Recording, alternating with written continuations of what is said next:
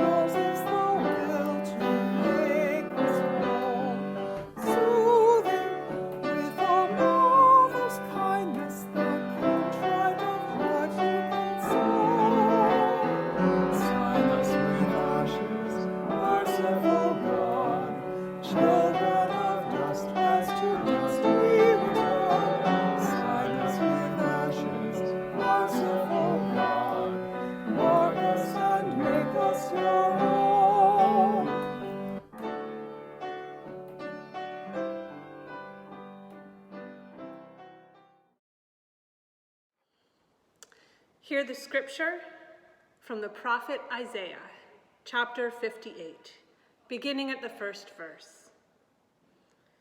Shout out, do not hold back. Lift up your voice like a trumpet. Announce to my people their rebellion, and to the house of Jacob their sins. Yet day after day they seek me and delight to know my ways, as if they were a nation that practiced righteousness and did not forsake the ordinance of their God. They ask of me righteous judgments. They delight to draw near to God. Why do we fast, but you do not see? Why humble ourselves, but you do not notice? Look, you serve your own interest on your fast day and oppress all your workers. Look, you fast only to quarrel and to fight and to strike with a wicked fist. Such fasting as you do today will not make your voice heard on high. Is such the fast that I have chosen?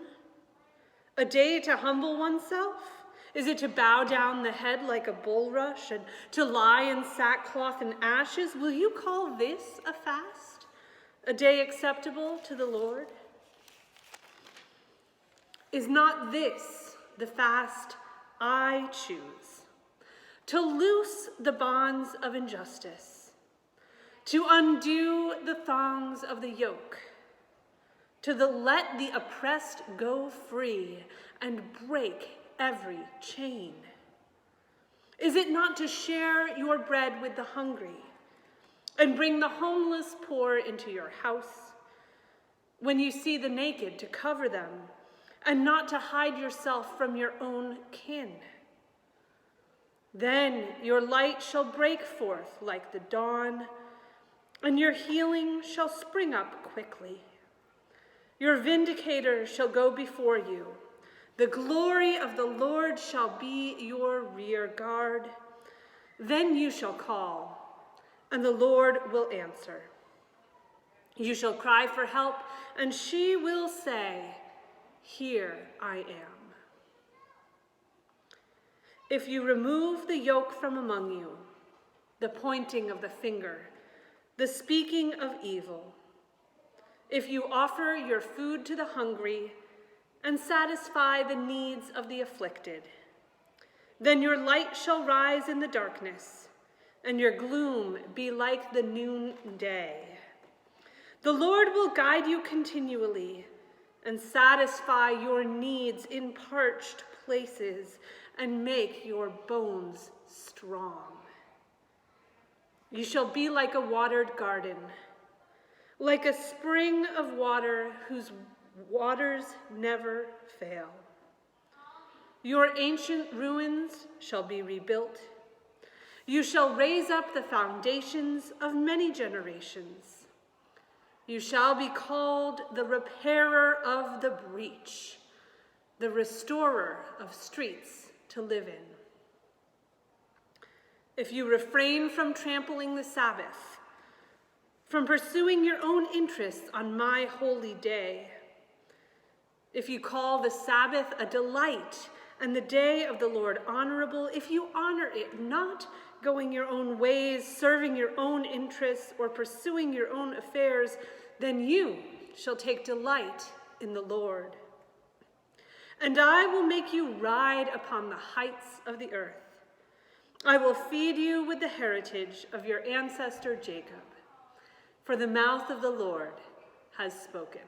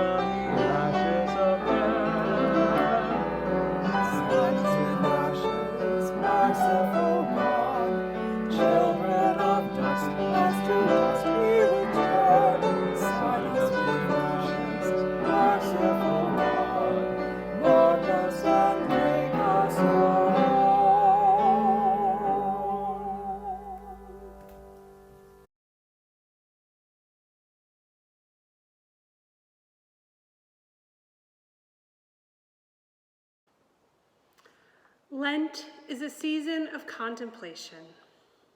In it, we turn our thoughts to our frailties and weaknesses, sometimes even fasting or taking on other disciplines to get us more in touch with our limitations.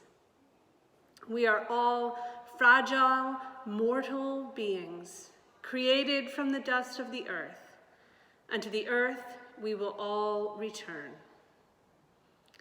The Book of Lamentations says, "It is good for one to bear the yoke in youth, to sit alone in silence when the Lord has imposed it, to put one's mouth to the dust, there may yet be hope, to give one's cheek to the smiter, and to be filled with insults. For the Lord will not reject forever. Although she causes grief, she will have compassion according to the abundance of her steadfast love. For God does not willingly afflict or grieve anyone." In this year of grief and suffering, it is good to bear witness, to reach down to the earth, to be mindful of our own pain and the pain of others. In this too quiet year, it is still good to keep silence and listen in that silence for the sound of God's voice. We put our face to the dust this year, remembering that we are dust. We hold on to that hope. There will yet be hope. We hold on to the promise of compassion that reaches us in the silence and in the grief. Remember that you are dust, and to dust you will return.